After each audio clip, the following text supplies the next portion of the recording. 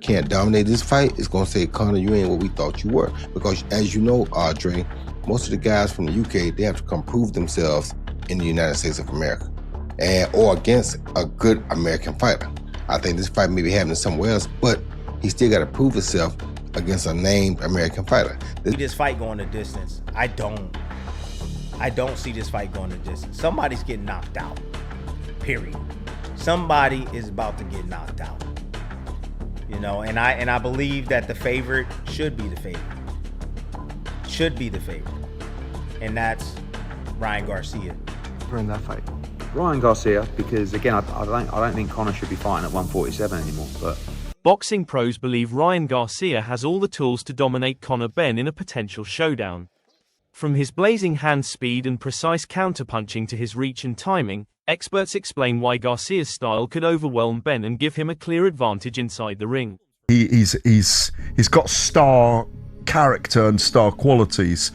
If he's going to make 147, if he's good at the weight, it'll be a good fight. If he has really struggled at the weight, he's going to struggle against Garcia, who is a massive puncher at welterweight with both left and right hooks, notably that left hook.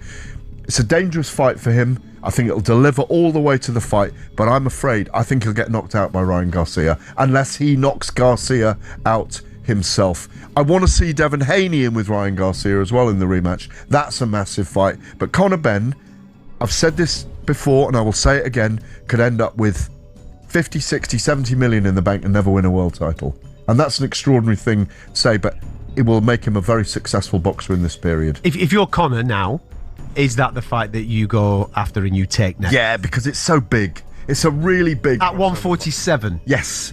Go and take it. Go and have a go. Promoter Eddie Hearn raised concerns about Conor Benn's punching power, suggesting that despite his aggression and energy, he still lacks the kind of knockout force needed against top world-class opponents.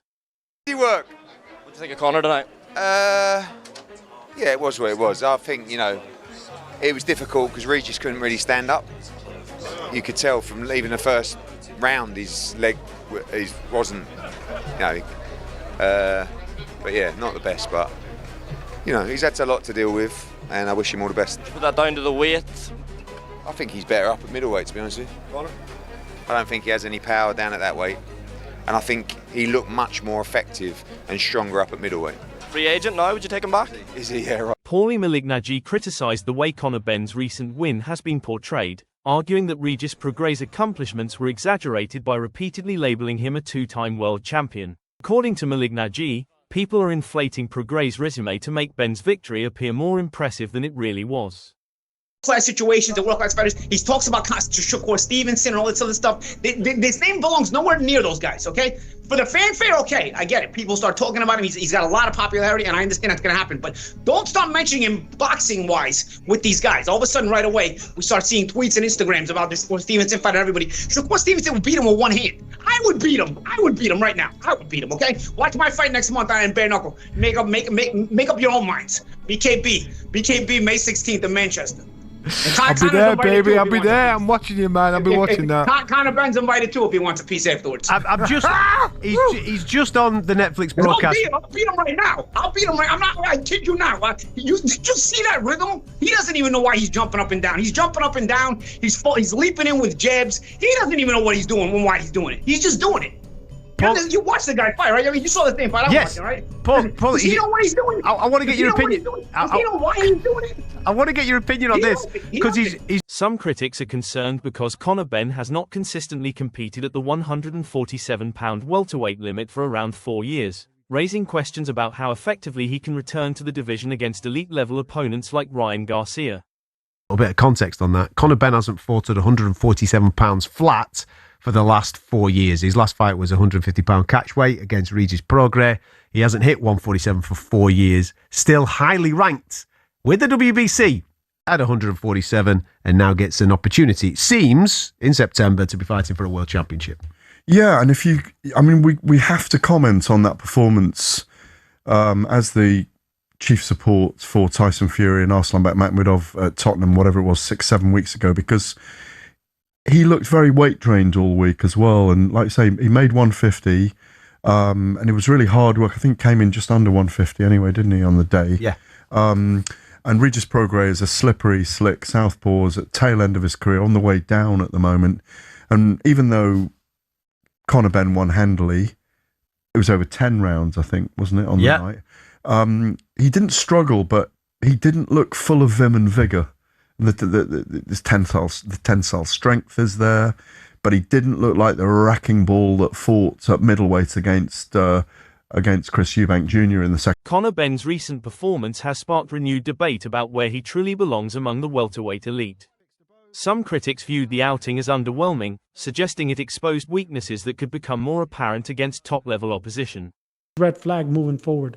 Now, Conor Benn, for whatever reasons, is the #1 ranked challenger to Ryan Garcia's WBC title. All right, let's not litigate that right now. The WBC does incredibly crazy things with their rankings. I agree with you there. Before this fight, I talked to a lot of smart people in boxing that thought Conor Benn would beat Ryan Garcia, that thought Conor Benn's explosiveness would be too much for Ryan Garcia, who often leaves himself kind of in a tough defensive position when he steps back. He drops his guard, that chin hangs up in the air. After this fight, Sergio, I don't know how you can look at a Garcia-Conor Benn matchup and say that Ryan is the underdog. Ryan, who was on social media saying, bring that guy to me afterwards, has to be feeling confident if that's the fight that gets made at some point before the end of this year. All the welterweights out there were saying the exact same thing. Devin Haney is on social media. Shakur Stevenson, who is not a big puncher at 140 pounds, said he would be disappointed in himself. Former world champion Tony Bellew believes Ryan Garcia has the speed, power, and natural ability to defeat Conor Benn. However, he says the outcome depends on which version of Garcia enters the ring. Bellew remains confident in Garcia's devastating left hook, calling it a fight-changing weapon capable of ending the contest with a single clean shot. It's the left hook that's the real power shot with him. Yeah. My only issue with this fight is you don't know which Ryan Garcia is going to turn up. Because if the Ryan Garcia that got him with Rolly Romero turns up, that's going to lose. That's not going to be enough. Yeah, I rate Rolly as well because Rolly's a good fighter, but is Ryan interested? Is he bothered? Mentally, I think Ryan Garcia is all over the place. Mentally, I think Conor's so strong mentally. To get through what he went through for them years, he is mentally so strong. So Garcia is the favourite, and he's the overwhelming favourite because of the qualities that he has and the fundamentals that he has. Lightning speed, a vicious left hook. I haven't seen anyone do to Devin Haney what he done. Yeah. Nobody. Like to drop him multiple times and hit him. Former heavyweight champion Derek Chisora believes Conor Benn has the style and mentality to overcome Ryan Garcia. Chisora points to Benn's relentless pressure, toughness, and fearless approach as the qualities that could make the difference.